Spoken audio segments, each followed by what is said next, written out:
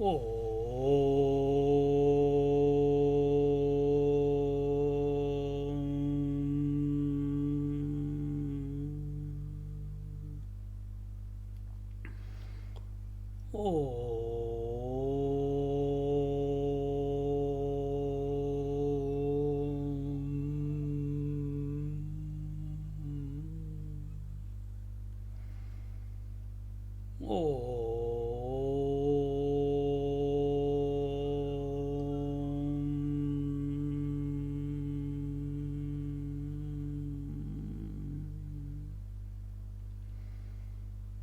गुरुर्ब्रह्मा गुरुर्विष्णुः गुरुर्देवो महेश्वरः गुरु साक्षात् परं ब्रह्म तस्मै श्री गुरवे नमः तस्मै श्री गुरवे नमः तस्मै श्री गुरवे नमः.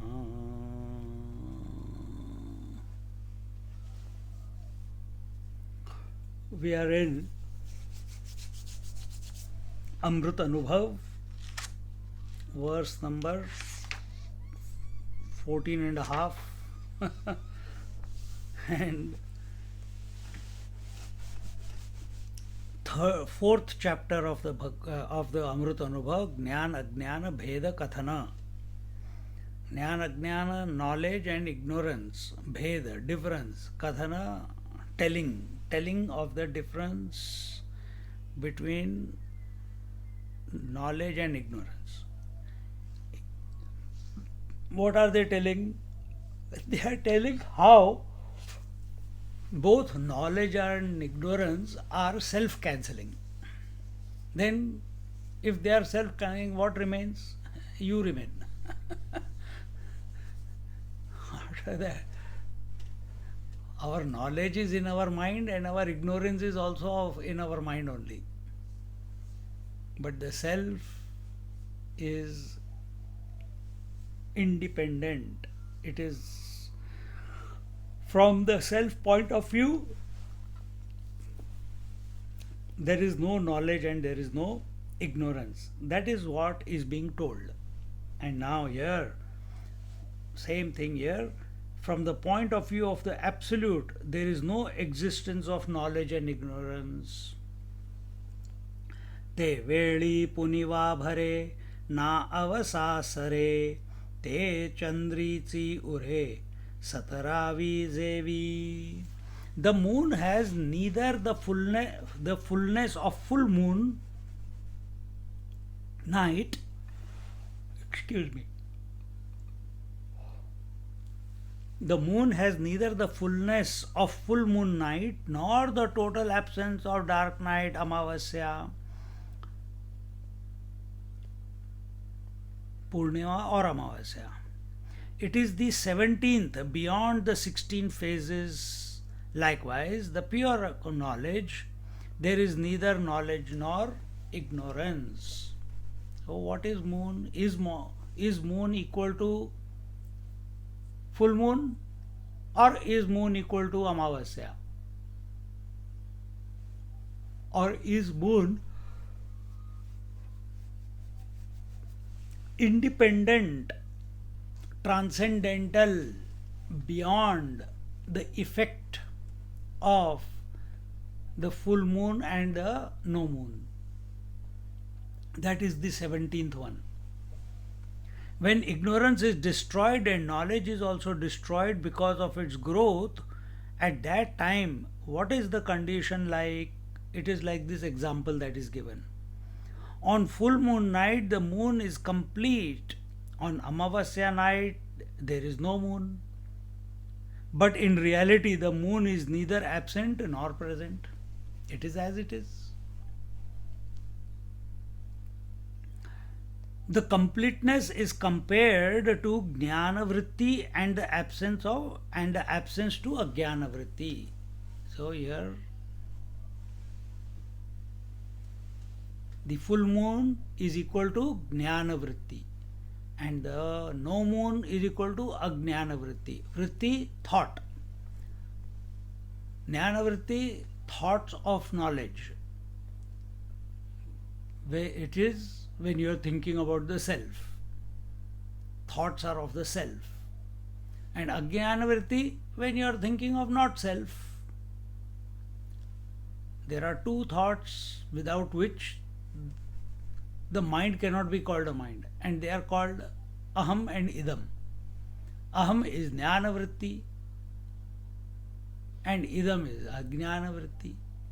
When aham starts thinking about idam, samsara begins.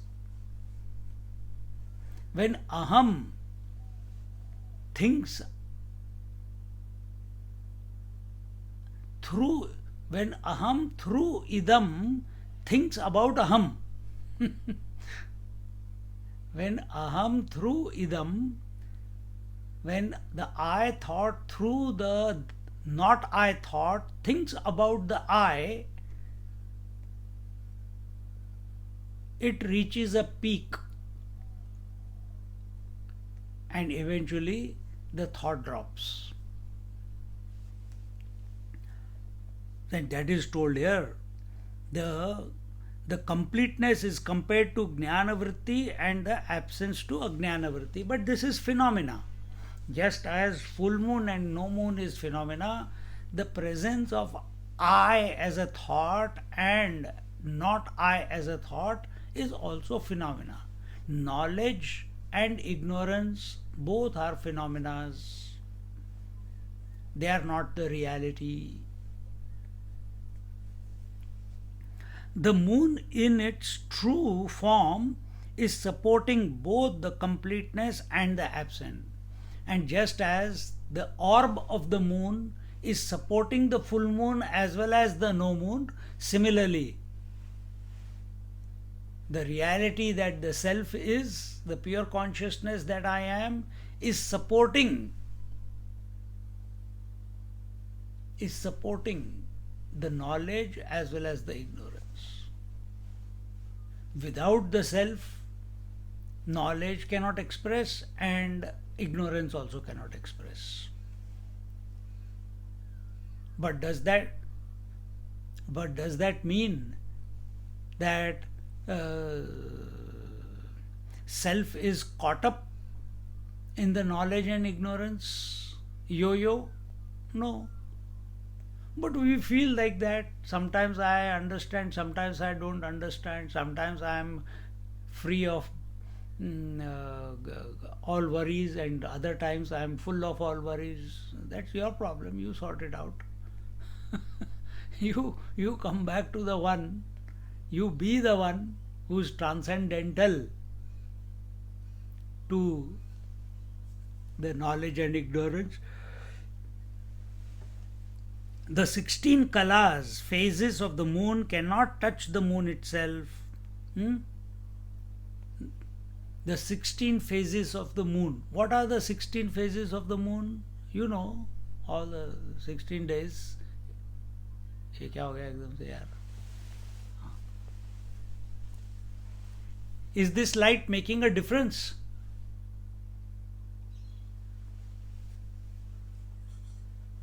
Yes, Swamiji, it is too bright, Swamiji. It's too bright. अभी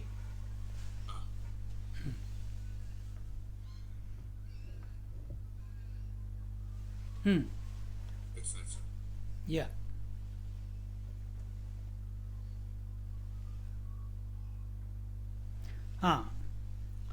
So in the same way, the pure knowledge, in pure knowledge, no, where are we? The 16 kalas, phases of the moon, cannot touch the moon itself. It is the 17th kala. It is the transcendental one. It is the one, जैसे हम बोलते हैं ना, waking dream, deep sleep, and Turiya is beyond the waking dream and deep sleep. Similarly, it's the fourth one. Same way. Exactly the same way. The 17th is beyond the 16. And what are the 16? 16 are where the waxing and waning of the moon comes across to us. But moon is neither waxing, moon is not becoming slowly increasing in size and becoming full on the full moon day. It is not happening that way. It has always been the same as it is. Same way, we are not becoming a waker and becoming a dreamer and becoming a sleeper. We are not becoming a father, mother, daughter, brother, sister. We are not born and growing old and going to die. All these are kalas. Kalas are what? Kalas are existing in their own absence. You are the pure consciousness. And when you consider yourself to be identified with knowledge or ignorance, then you get affected by all these changes. You are the changeless one. You are the changeless one. In the same way, in pure knowledge and ignorance, waxing of the former or waning of the latter have no place at all. From the point of view of the 17th Kala, the moon itself, the 16 conditions never exist. Similarly, from pure conscious point of view, all the phenomena of the mind does not exist. Just as from the absolute waters, the appearance and disappearance of waves does not exist.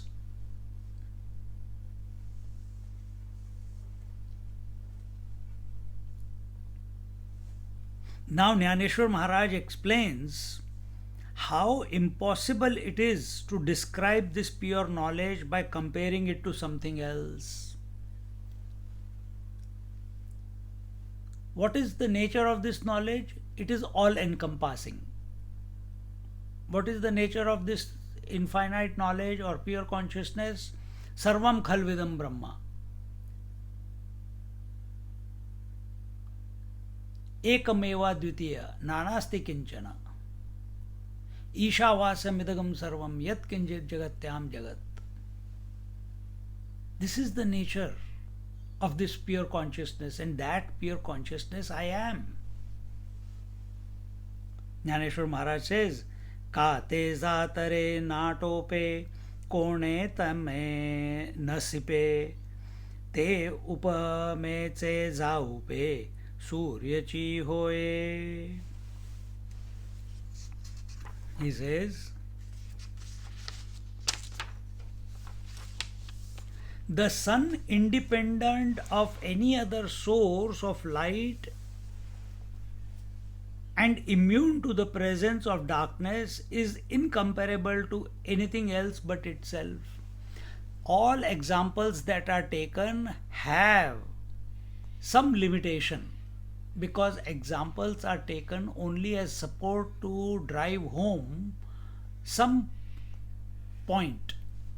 Now that example of the moon where the kala was being talked about, the waxing and waning of the moon, but the moon is independent of waxing and waning,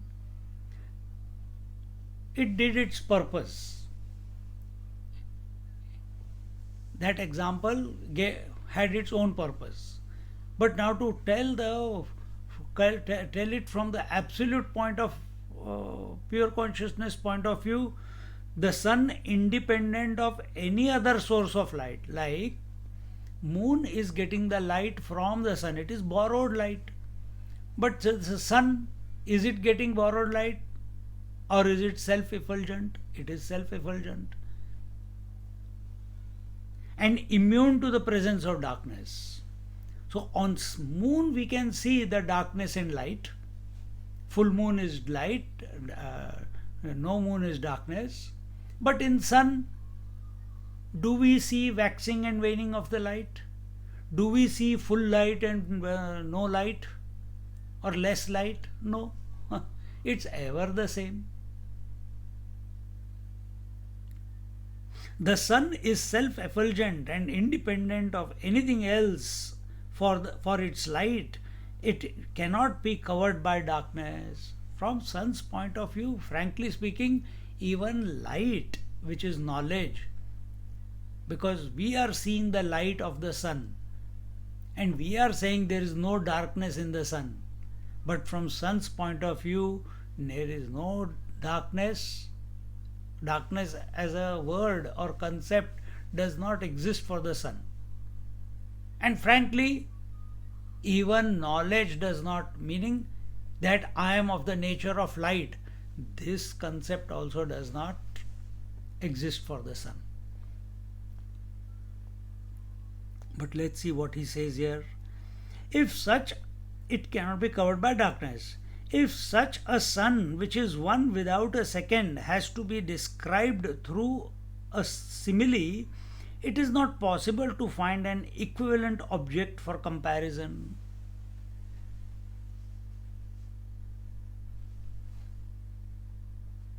So is there anything else similar to sun with its own light which you can compare it with? No. So also this self cannot be compared with anything. But you just did with the sun.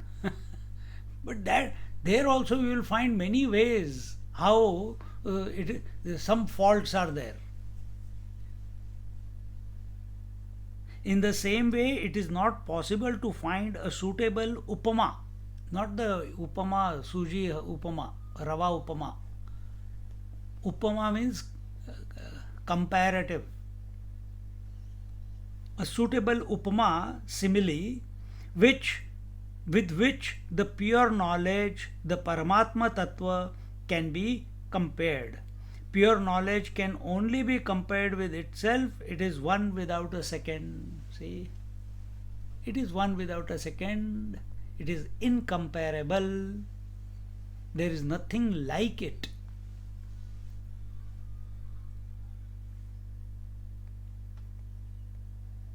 Just like, frankly, even in this world, there is nothing like another thing. Everything is different, unique. Every person is unique. Every day is unique. Every dream is unique. But that uniqueness is due to the changing. But where is it that uniqueness? You cannot compare today with yesterday. You can, but if you consider you are the same one from yesterday to today, you are living in a fool's world. Then why am I feeling I am the same one who was there yesterday and I am here today also? You are superimposing the continuous principle, the pure consciousness, onto the body and the mind.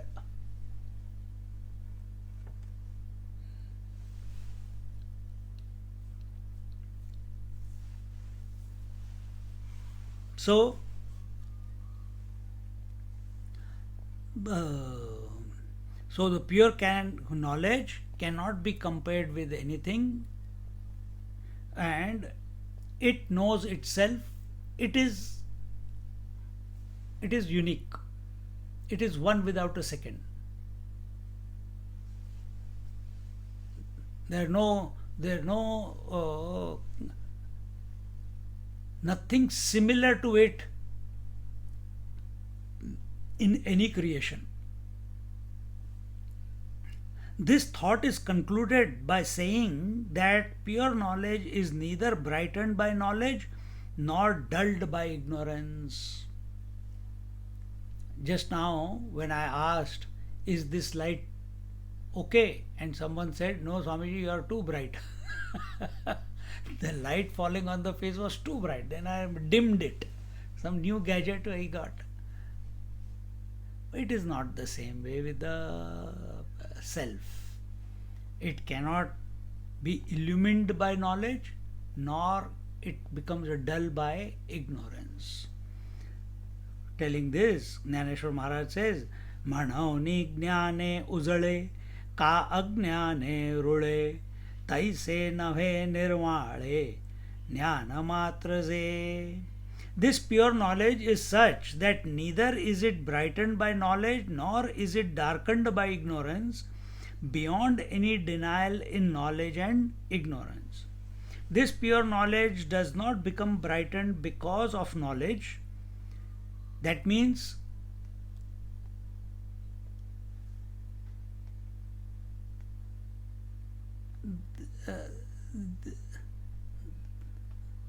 for everything, whether it is a living object or an inert object, we have a name for it. And in the absence of that object, we have a name for it. What is it?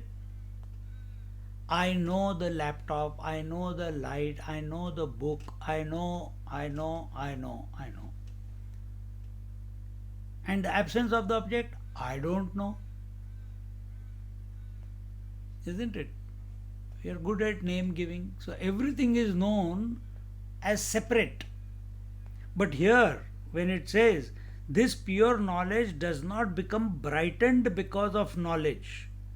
Whether you think of pure consciousness as pure consciousness, if you call reality as reality, whether you call reality as Satchidananda, and so many different names, Aham Brahmasmi, this is Brahman, this is Paramatma, this is Ishvara, this is God. No name that you use for that reality can stick to it. No, all the names cannot be without it, but no names can stick to it. No waves can be without the water, but no wave can stick to the water, because it's a phenomena. Presence of the wave does not reduce the waters, and the death of the wave, the merging of the wave into its source, does not increase the water. Water remains ever the same. Water. Exactly the same way. Exactly the same way is our nature. Therefore, Gita again and again says, Samatvam Yoga Uchyate, Samatvam Yoga Uchyate. Do not oscillate through life. The nature of the mind is to oscillate. But you are not the mind. You are the pure consciousness. You are that unoscillating principle.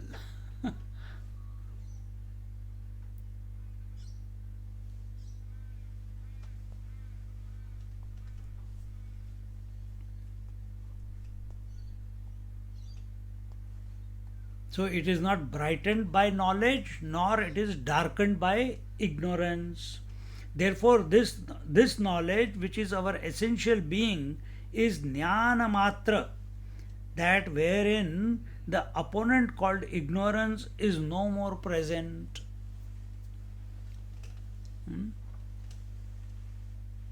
Knowledge has meaning only in opposition to ignorance. Only in opposition to ignorance.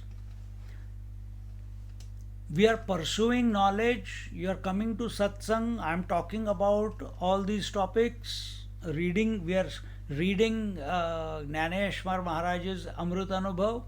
Why? Because we feel we are ignorant. We feel we are limited. We feel we are not fulfilled. We feel we are not happy. We feel we are this peace is eluding us, and therefore, if we listen to this, our confusions of our mind, our doubts of our mind, our individuality will dissolve and will merge into the infinite. Isn't it? This is why we are coming here, speaking and listening.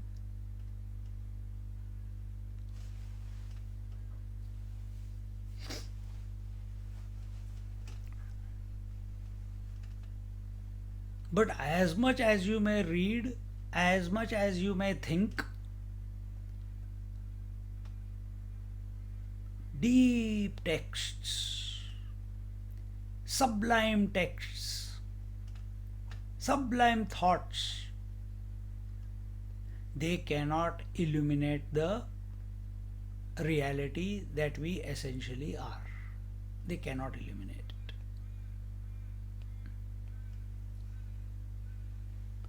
This knowledge, which is our essential being, is jnana matra, is of the nature of knowledge.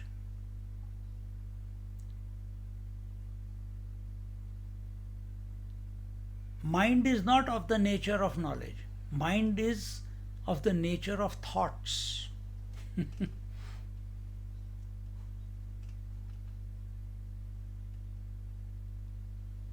There the thoughts come and go. Yes, its essence is nothing but the reality, but that reality is called mind. Why? Because of the coming and going of the thoughts.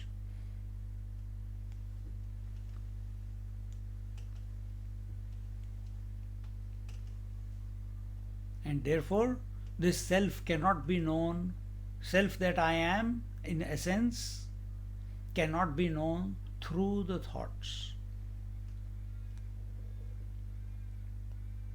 That wherein the opponent called ignorance is no more present. This is the same point which was told before, that aham vritti and idam vritti. How long do you think of aham brahmasmi, aham brahmasmi, aham brahmasmi, I am the infinite one, I am the infinite one, I am, I am, I am. How long do you need to keep thinking of this? As long as there is some other thought, there are some other desires coming and disturbing. When there is no doubt left, you don't need to convince anymore. You are absolutely 100% sure as to your nature. Now, do you need to remember? Do you need to keep saying to yourself, I am, I am, I am? Do you need to keep saying that I am sleeping, I am sleeping?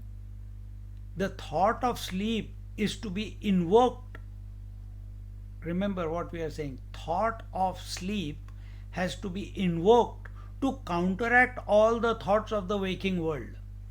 When there is no thought of the waking world, the thought of the sleep also drops away. Then what remains? Only sleep remains.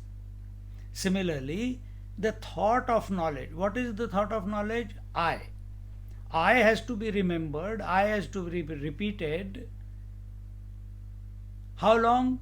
As long as other thoughts are showing their heads or hoods. But once, so all other thoughts other than I come under the purview of ignorance. When every one of them has been neutralized because of our contemplation on the I, focus on the I, when they have become neutralized, then is there a need to keep saying I am, I am? No, the I am, the vritti aspect of I drops away, and only I without a thought remains. That I without a thought is pure consciousness, is the reality. That's what is being told here. Same thing but in different words.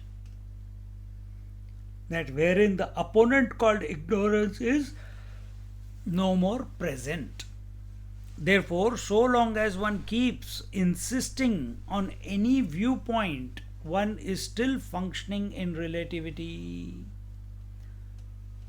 No, but this Mahatma said that, this Mahatma said that, this teacher said that, this teacher said that.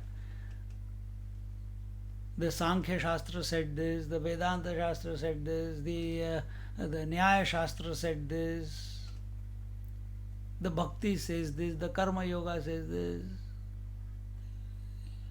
We are like a yo-yo, not able to fix our mind on the self, but looking for supports from outside.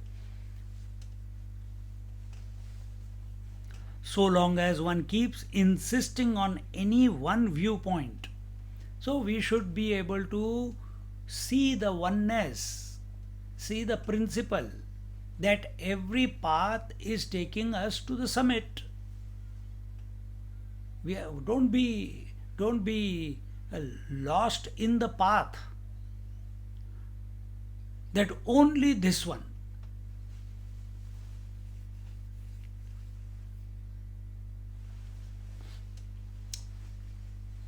Only this one. No.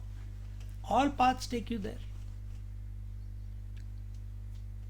Our goal is on the focus, on that summit. How we get there is not our problem. We want to get up there. Whether we go walking, whether we go helicopter, how does it matter? Whether we go back Jnana Yoga, Bhakti Yoga, Kriya Yoga, Kundalini Yoga, Karma Yoga, Sankhya Yoga, whichever. Our insistence is not that I am a Sankhya Yogi, I am a Jnana Yogi, I am a Vedanti, I am a devotee. Drop all these definitions, obsessions. And if you are stuck in any one of them, we are still in the relativity. Vijnana Vidwan Bhavate Nativadi Mundaka Upanishad. The man of wisdom does not insist, nor does he contradict. So, what is the word for insist? Insist is duragraha. Duragraha is insistence. Are you insisting at this moment? You cannot live without insistence. How did it begin? I am this body. This you are insisting. I am ignorant of the reality. This we are insisting. I have to do some sadhana. Do some sadhana. We are insisting.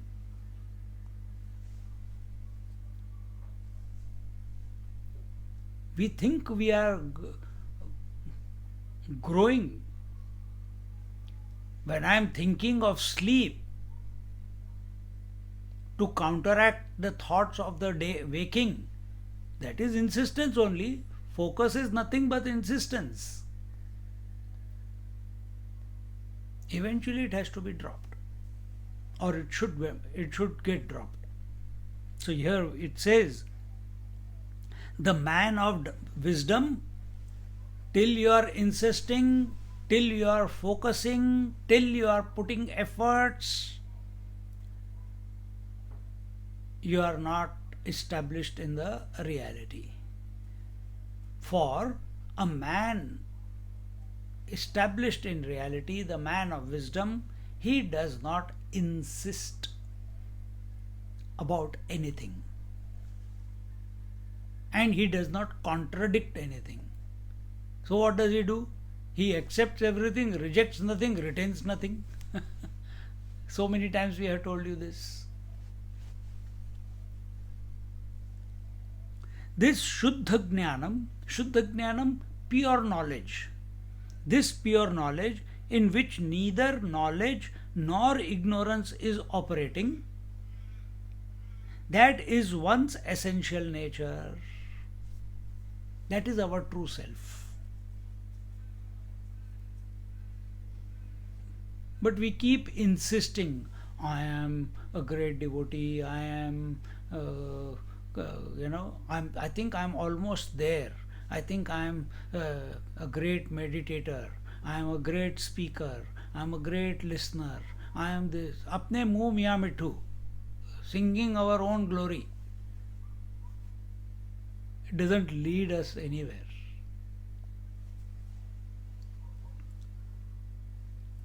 For this Shuddha Jnanam, there is no simile possible, there is no comparison possible, no examples possible.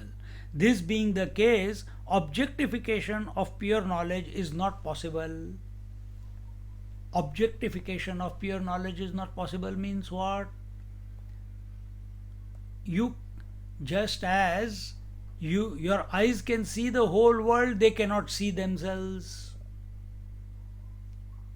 The mind can think about the whole world, but it cannot think about itself, its own source. Exactly the same way. The self cannot, here it says, the self cannot objectify itself. So, if I am, this thought is there, we are in the mind, and we have come to a point where there is very few disturbances in the mind, and I am saying, who am I? Don't look for an answer. If you keep looking for an answer, you will remain in the mind. And don't become blank also. If you become blank, you go into Niruddha Bhumi, or you go into sleep. All your cognitive faculty has to be absolutely alert, but undisturbed by any stimuli. Undisturbed by any stimuli. But we are saying that because we are used to the disturbance of the stimuli. Even while listening, so many other thoughts keep coming. These words that are coming out of the mouth are nothing but disturbances. But that is the nature of the mind, no? And what is this reality that I am? It is transcendental to the mind. It cannot, no thought which is of the nature of limitation, which is finite. How can something finite like a thought illuminate the infinite? And therefore there is no comparison, there is no simile possible. All similes are in the nature, in the creation, are in the not self. And therefore it is told here, this being the case, objectification of pure knowledge is not possible. The habit of gathering knowledge objectively through the faculty of thought, understanding of the sense or understanding or the senses has become so strong that one continues to apply the same technique to pure knowledge and fails, because pure knowledge is subjective knowledge and cannot be objectified. This is the whirlpool of ignorance that we have got caught up in. We are using the same means of knowledge which we apply towards the world when it comes to the self. And we hit our head against the wall and get hurt. It is not possible. It leads to frustration, or it leads to sleep.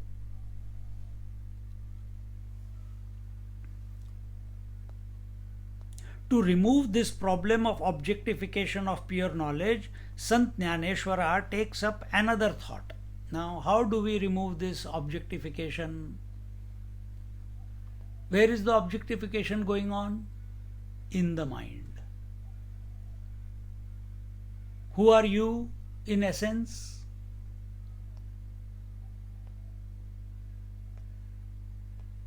You are one without a second. Without you, the thoughts in the mind cannot come, but you are not affected by the coming and going of the thoughts. Is that the case at this moment? परिज्ञान मात्रे निखळे ते चीकीतया कळे Kai dekhize bubule, bubula zevi. How can this pure knowledge, where subject object differentiation has not taken place, be known objectively as the eye cannot see itself? Huh? I already gave that example, it's coming now. How I cannot see the eye, how the mind cannot think about its source. Pure knowledge, the pure self, is the real knower for whom the relative knowledge, knower, known, and are all objects. So pure self is the real knower. And how does he know? Just as the full moon and no moon, moon is not affected by full moon or no moon, it is there. Sun is not affected by heat and light, but without sun the heat and light cannot express. Similarly, knowledge and ignorance cannot express without the pure self. But pure self is supporting their expression. They are the phenomena, knowledge and ignorance. But pure self is unaffected by the knowledge and ignorance. Pure knowledge, the pure self, is the real power for whom the relative knowledge, knower, known are all objects. The knower, known, the aham and idam.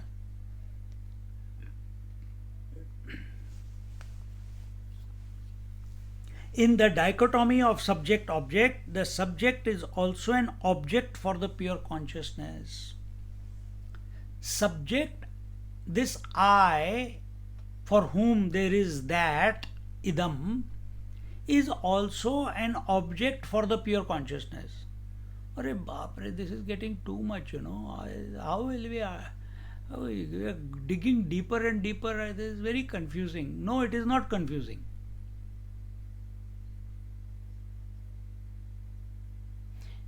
In the waking state, who are you?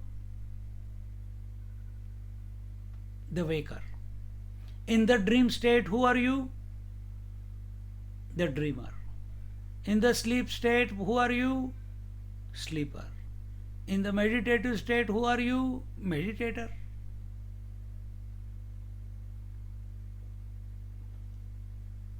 Do you know? Yesterday you were a waker, yesterday you were a dreamer, yesterday you were a sleeper, yesterday you were a meditator. Yeah. Who is this who knows that these four states came and went?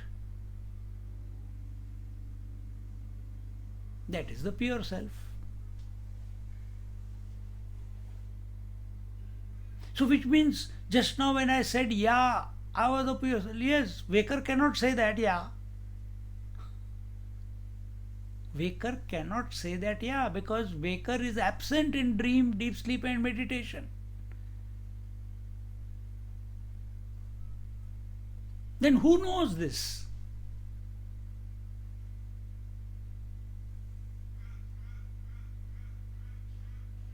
Who knows the coming and going of all the states on a daily basis?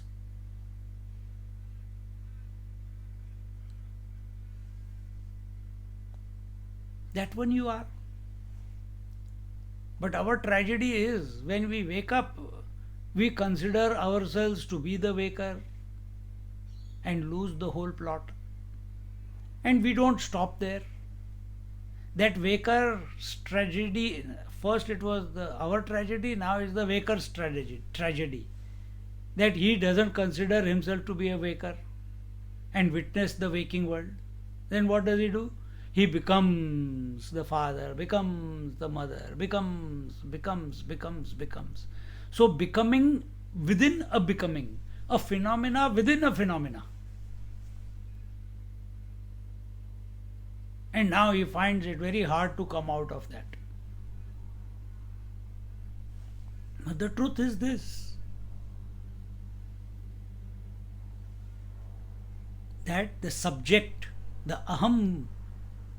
And how do you know the aham? You are vritti rahit aham, thought free I. You are the thought free I. But you are thinking about yourself only through the thought, I am.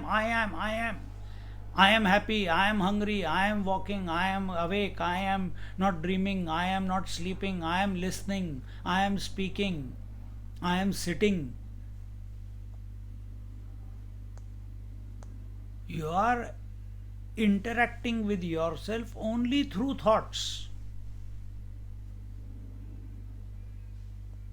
You have never accessed that where, in spite of thoughts, you are. Bring yourself to that point again and again and again and again. So he says here, the subject is also an object for the pure consciousness.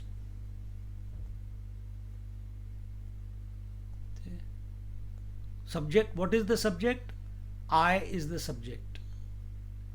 For pure consciousness, for the reality, this subject is also the object.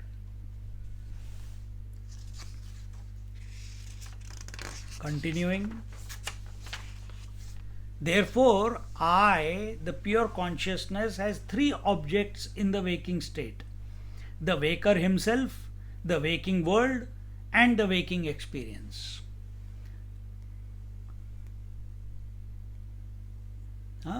Three. Remember, the waking is because there is a waker, waking world, and the waking experience. Dream experience is because of the dreamer, dream world, and the dream experience.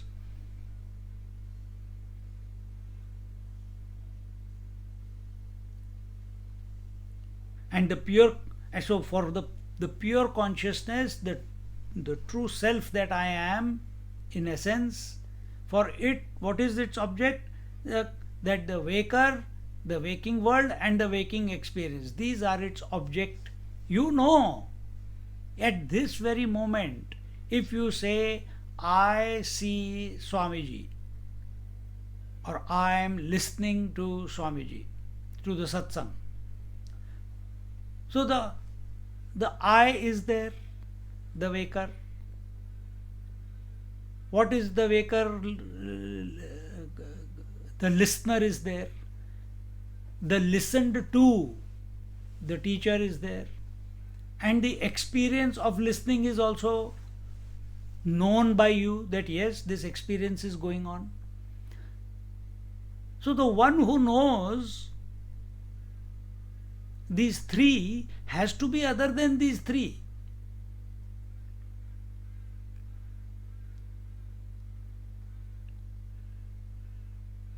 Necessarily has to be other than these three. If I know you, I have to be other than you, no?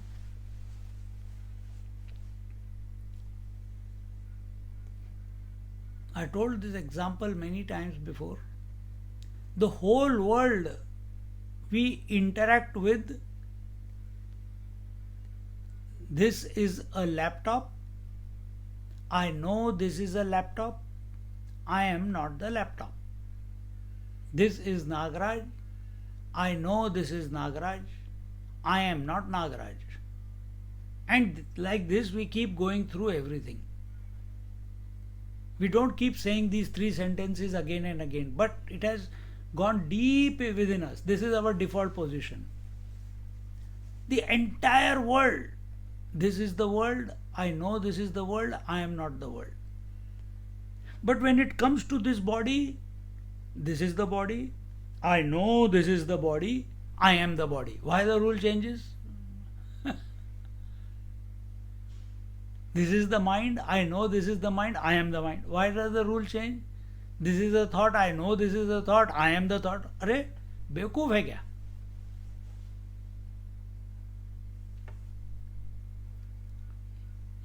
We must have the same rule for everything, no? Why does it change when it comes to this body? Body, breath, mind, intellect. And we dig a hole for ourselves. Even if this point you keep thinking, everything will start melting away. Hundreds of examples are there like this.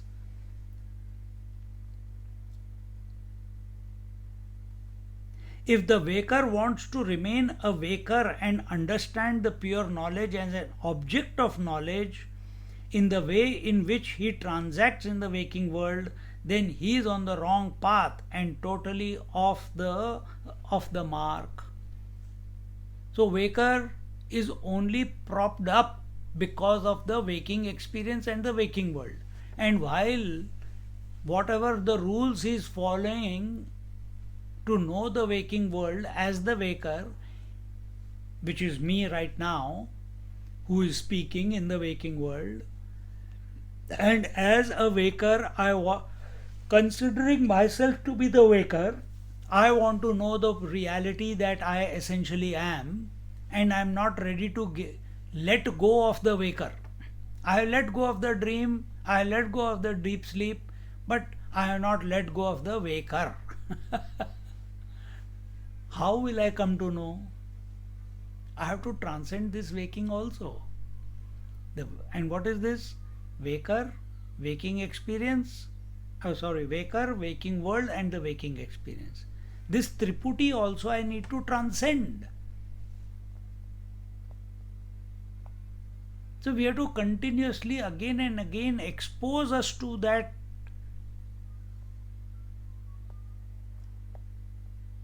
We have to come to that point where these three melt away.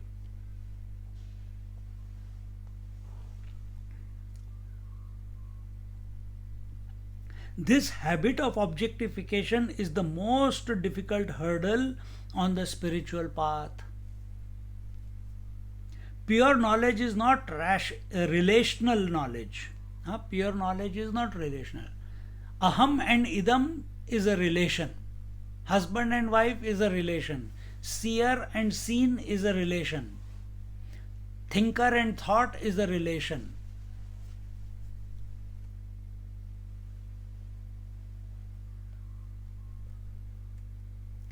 But being the self, being the pure consciousness, pure knowledge, which is transcendental to thought knowledge, is not a relational knowledge. There is no subject-object dialogue possible within the pure knowledge. So how can that be known by a relative knower called the waker or the seeker? How can the pure knowledge or the reality be known by the waker? And this waker at this moment is considering himself or herself to be the seeker?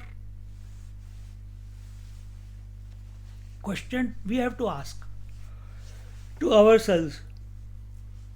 Now in his unique way, Jnaneshwar Maharaj gives examples. This I have already said, but let's some of them. Can the eyes see themselves? Similarly, the pure consciousness can enliven the whole waking world, the waker and the waking experience, but none of these can comprehend the substratum, the Shuddha Jnanam. Can the knower ever become the known? Can the knower ever become the known? Can the subject ever become the object? Can the eyes ever be able to see themselves?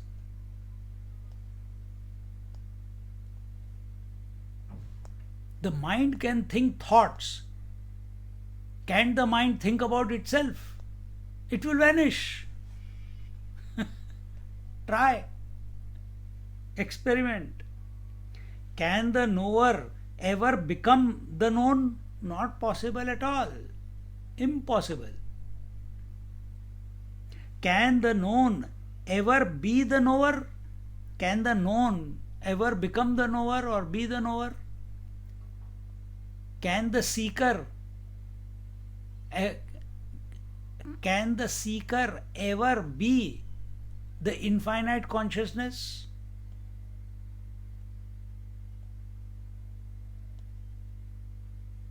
This is what we are attempting. We are attempting an objective experience of the reality. That is not possible. Seeker has to die. Seeker has to dissolve.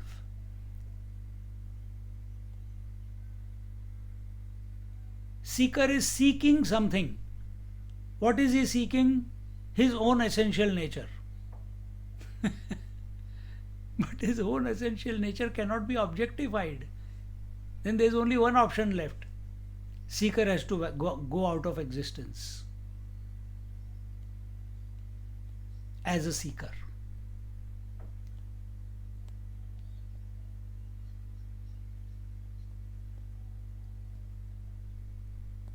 Think. Knower known duality never exists in the pure consciousness that I is. From the water's point of view, there are no multiplicity of waves. From the sun's point of view, there is no heat and light. Or in other way, from sun's point of view, there is no light and darkness.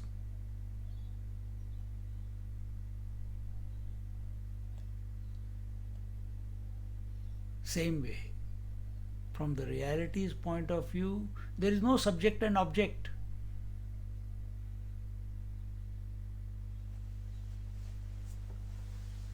In other words, there is no phenomena. But they said that one reality alone desired, and then then she appeared as Maya, then Maya became Sattva, Rajas, Tamas. All that is a story given to you, man. It's only a story to settle the mind. It is the mind where the subject-object drama is going on. So it is being a story. Story is also an object that the subject is listening to. And listening to it, the subject dissolves. He comes to realize. What are we doing? All these thoughts that are given in Amrit Anubhav, they are also being objectively interacted by this subject that I am. But what is it leading to? If we are having a subjective approach, then the subject and object both will dissolve, because first in this subjective approach what is happening? The objective approach is dissolving, and when the objective approach has dissolved, then the subject has got no reason to exist, so subject will also dissolve. Then what remains behind is the real you.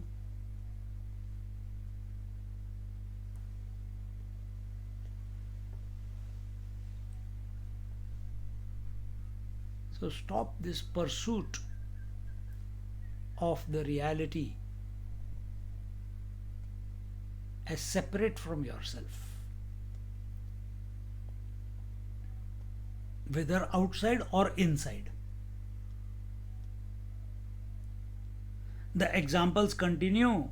Akasha apanaya righe kai agi apanaya lage apule matha odaghe apana konhi.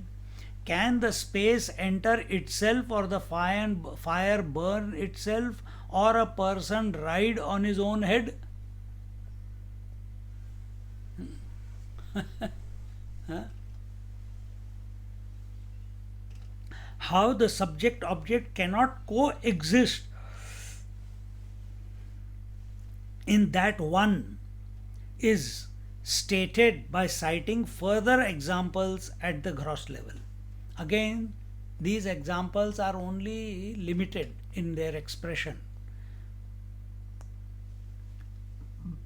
Is it possible for space to enter space? Now, a statement is being made for which there is no conclusion. When the house is destroyed, is the house space merging into the total space? Is there any movement of space possible to merge into the total space?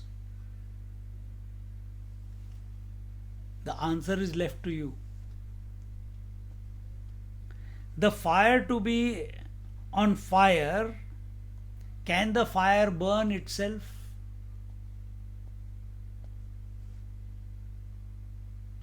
Is it possible? or for a person to ride on his own head? Can you climb on your own head and go piggybacking yourself? Not possible. Further example, दिठी आपणया देखे, स्वाद आपणया चाखे, नाद आपुले ऐके, नादपण. Can the vision see itself, or the taste taste itself, or the sound hear itself?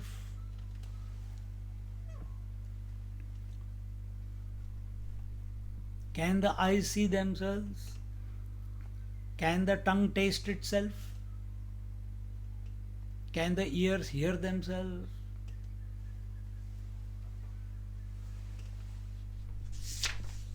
Here it says, can the sound hear itself? The sound has existence only because of the experience of sound through the ears. But can it hear itself? Continuing, more examples. सूर्य सूर्यासी विवळे, का फळ आपणया फळे, परिमळ परिमळे, घेयत घेपत असे. Does the sun illumine the sun, or the fruit fructifies for itself, or the smell itself?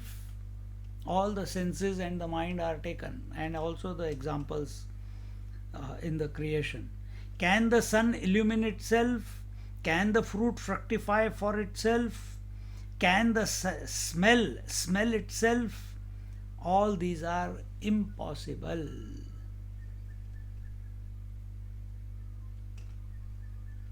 Concluding the point made through the above 10 examples, तैसे आपणया आपण, जाणते नव्हे जाण, म्हणोनी ज्ञानपणे वीण, ज्ञान मात्र जे. Similarly, the pure knowledge cannot know itself objectively.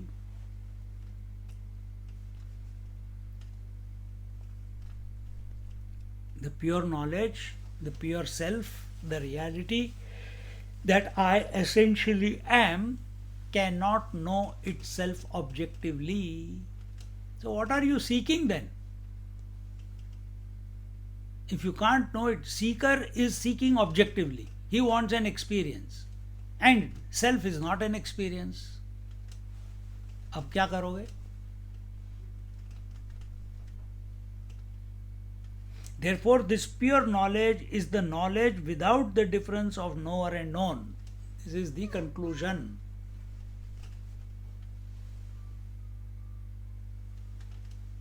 In this way, as shown in the several examples cited above, pure knowledge cannot know itself. Which is this knowledge? It is the knowledge without the knower. It is the knowledge without the knower. It is that one who knows that the waking, dream, deep sleep and meditation came and went.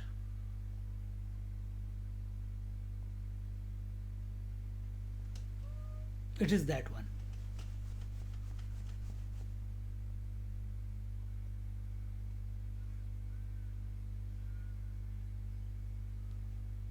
It's beyond. If you say, oh, it came to know that they came and went, you are saying it now in the waking state that they came and went. But when it was happening, were you saying, oh, I am knowing now the waking is going on. Oh, I am knowing, I am not the waker. Are you saying that? So even at this moment, while the interaction is going on between you and me, your interaction is going on between yourself, your mind is functioning as subject object, understanding not understanding, all this is going on. Right now you are lost in it. Oh, so fascinating, so interesting, so sublime.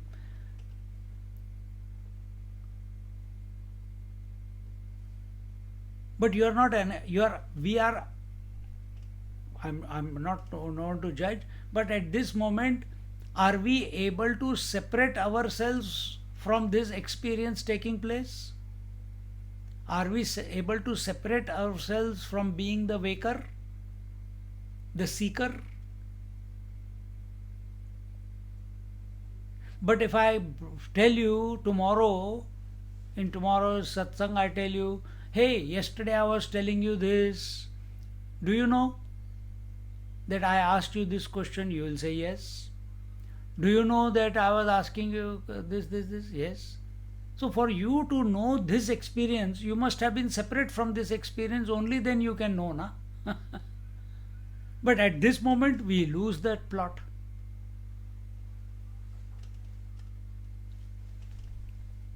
When pure consciousness is at the level of sentiency, as in the case of life processes, there is no sin or merit. When we are moving through life, just like a child, there is no precipitation of ego there. There is no sense of I or mine. Or in deep sleep, there is no sense of I or mine. Therefore, in deep sleep, if a child kicks the mother doesn't get angry. But a waking person does it. Don't you have any manners? So here it is said, when pure consciousness is at the level of sentiency. Sentiency means expressing as life, invigorating this equipment as life, and that is possible only through life, as life. As in the case of life processes, there is no sin or merit. There is no sin and merit when you are breathing in or breathing out. There is no sin or merit when you are sneezing or not sneezing. There is no sin or merit when you are hiccuping or not hiccuping. There is no sin or merit when there is hunger or no hunger. There is no sin or merit when your eyes are seeing or not seeing. All these phenomena that are at work, there is no sin in coming and going of thoughts. There is no sin in coming and going of the waking world and the waking experience, dreamer, dream world and dreaming. There is no sin. Then where has this idea of papoham papakarmaham that I have to atone for my sins? It's for whom this sin? For whom is this? The one who is owning all this, the ego. So when we are in tune with life, when we are integrated, when we are one with life, and that is only possible when we are thinking of that infinite, then life is expressing, just as in Mahatmas, no sin and no merit. Like in that child, no sin, no merit. Like in yourself, seeing or no seeing, no sin or no merit. Thinking or no thinking, no sin, no merit.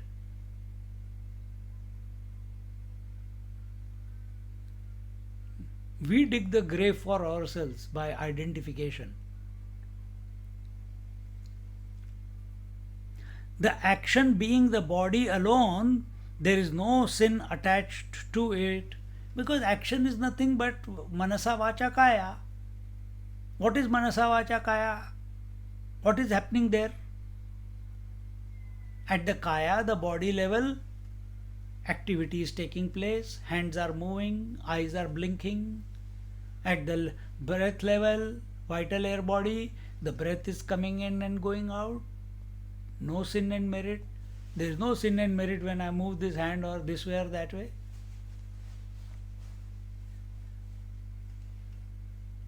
Manasa, at the mind level, the coming and going of the thoughts, no sin created.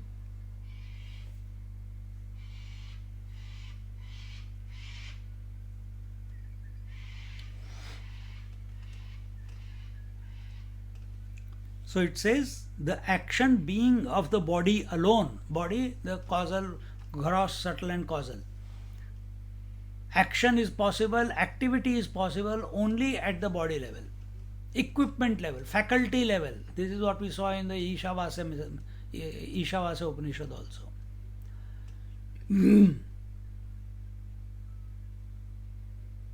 Then where does the activity become an action? When we own the activity, then it becomes an action. And when it becomes an action, then good action, bad action, sinful, meritorious, don't own it. You are free.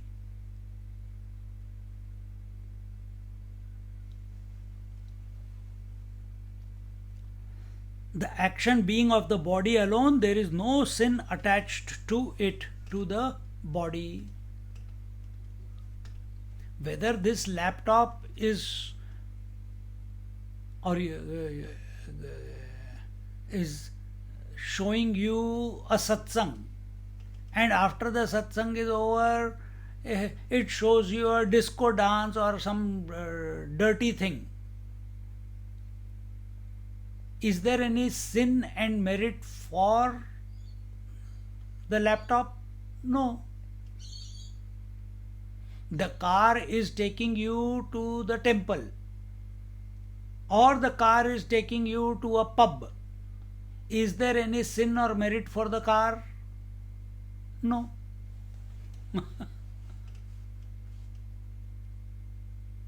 Whether there are good thoughts or activities taking place at the mind, speech, or body level, there is no sin and merit. Sin and merit precipitates only where ownership comes about, and that ownership, how does it come about? We lose the plot. I am thinking, I am sleeping, I am acting, I am a seeker, I am a meditator.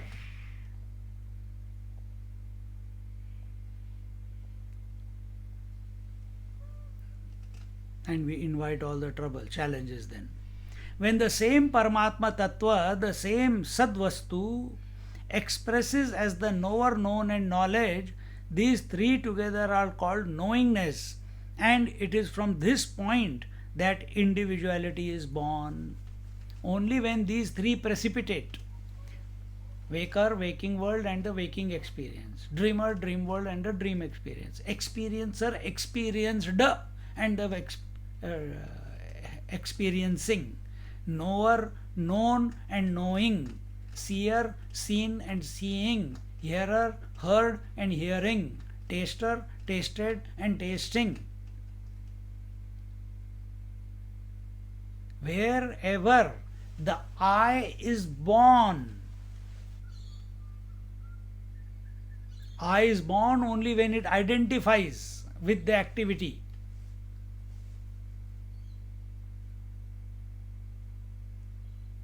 Then the misery begins. Then the crystallization of the I starts. And you can see that in the small children. No I in the small children. Slowly, slowly, I crystallizes. Because one day we were also children, isn't it?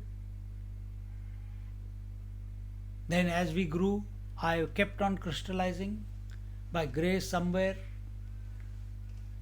we came to know, oh, I'm going the wrong way. Now we are in the process of dissolving the I. So we come to satsang, we sit in meditation, we do whatever kriyas we need to do to dissolve this I. But no amount of doing will dissolve this I. You have to just unclick, stop owning, stop identifying. But we don't know what it's disidentification. No, you know. In sleep you disidentify with everything. So here also, whatever is taking place, then how will I function? So that means you are still addicted to functioning in life. Then how will the house, if everyone does like this, how will the household function? It's not your problem, it's other people's problem. Your problem should be, how do I delink myself from the activity. Activity is a phenomena. It is happening. You are not making it happen. It is happening. Then where are we going wrong? That which is happening of its own accord, we have got identified with it, and we are saying, I am thinking, I am blinking, I am hiccuping, I am growing, I am breathing. Hunger comes and you identify with it, I am hungry. You cannot create hunger.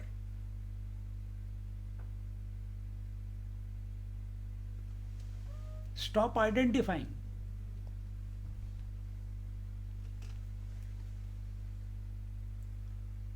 The whole sadhana is to get rid of this knowingness. Pure knowledge is that knowingness, the Triputi. All sadhana is Triputi. Where do you experience the bliss? In deep sleep. Why? Because the Triputi is absent in the deep sleep. Can we bring about a similar disposition without going to deep sleep? Or can we remain awake in deep sleep?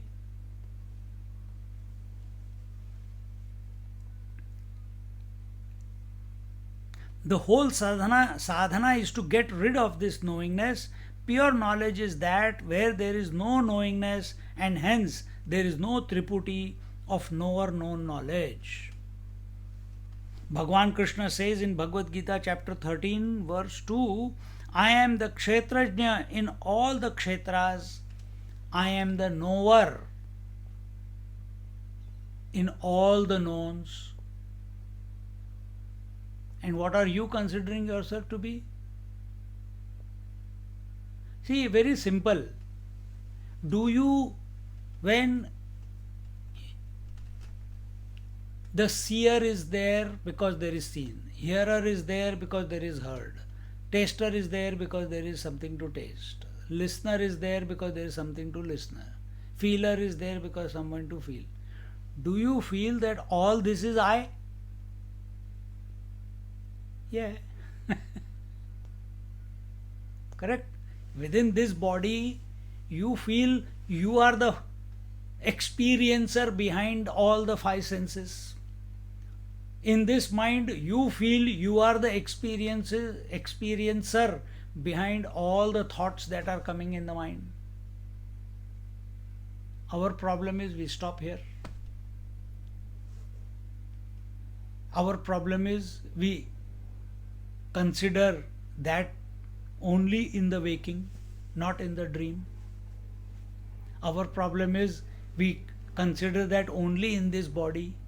We are unable to see Sahasra Shirsha Purusha Sahasraksha Sahasrapad, that I am that knower, not only in behind these senses, but all the senses per se.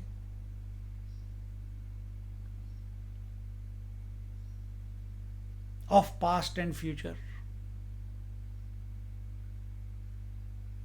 And this is your experience in dream. You are the one who is behind all the eyes of all the people, all the life of all the people, all the breaths of all the people in the dream. Take that example, sit with it, and say that is what is happening in the waking also.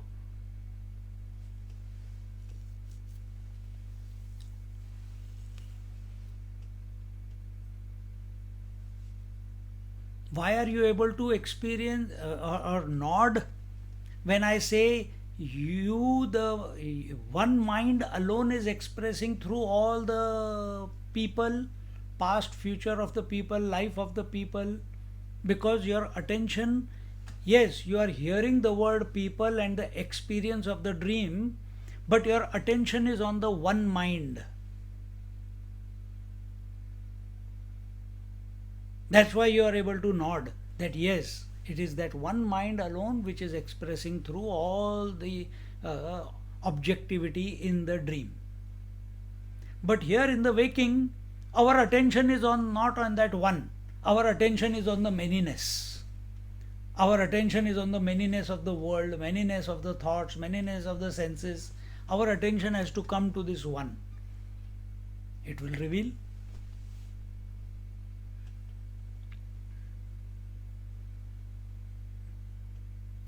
Kshetra, the field. Kshetrajna, the knower of the field.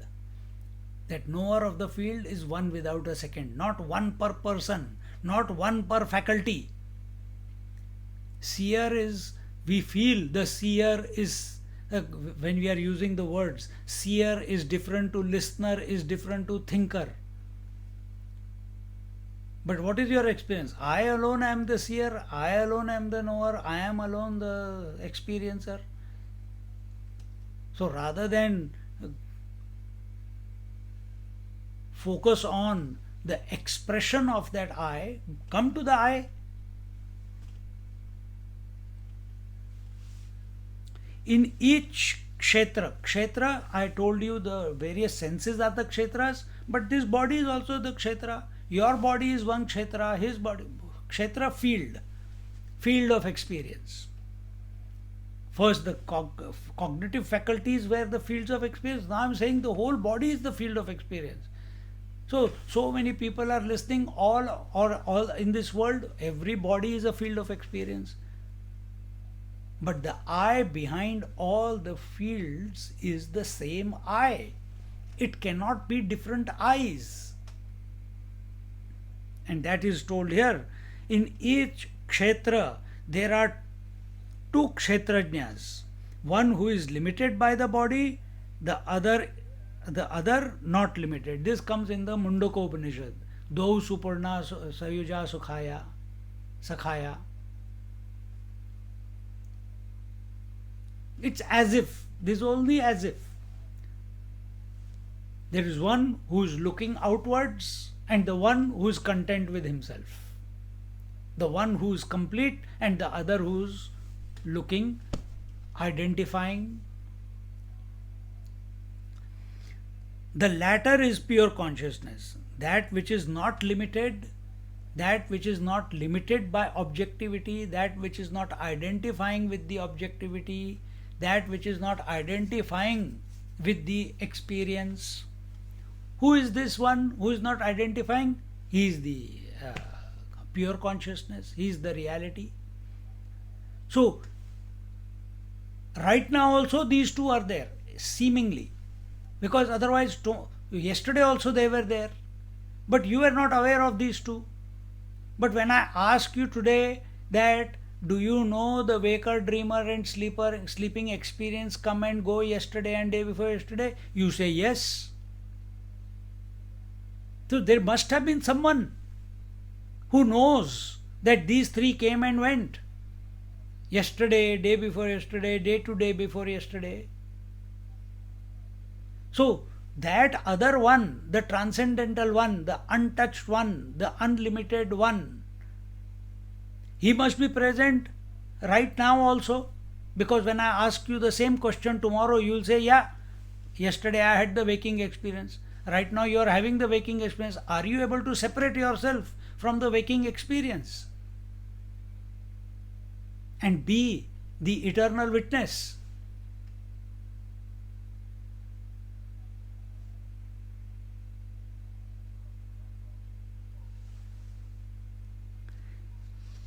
It is the same in all kshetras, all bodies. The kshetrajna is the same. What differs is the knowingness. This knowingness aspect is to be transcended to arrive at the point of jnana matra, pure knowledge. This knowingness needs to be transcended, meaning we have to stop living at transactional level. Let the equipment be do the vyavhar. It is programmed. Don't think you have to program. It came with the program.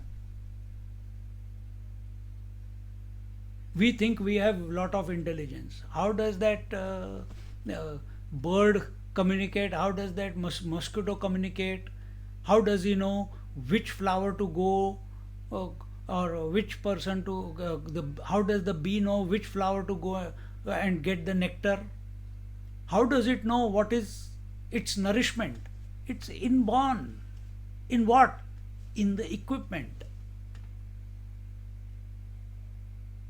Unnecessarily, let it continue. It knows how to survive. But we are not living at that level. We are living at identification level.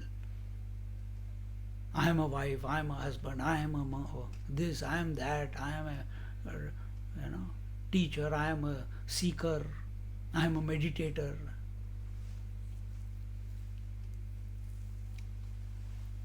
We have to give up this transactional level. Transactional level is where there is this triputi, knower, known, knowing. This knowingness is taking place. This transaction of three is going on. Let it go on. You click out.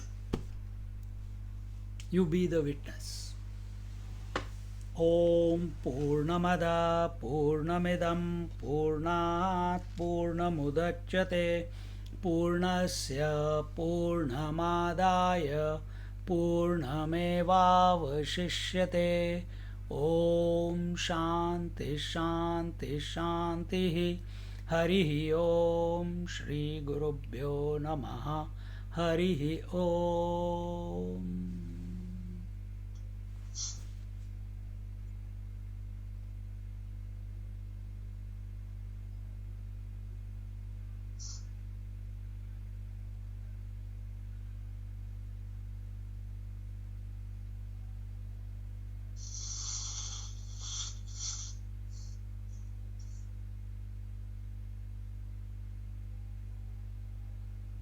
Hari Om. Hari Om Swamiji.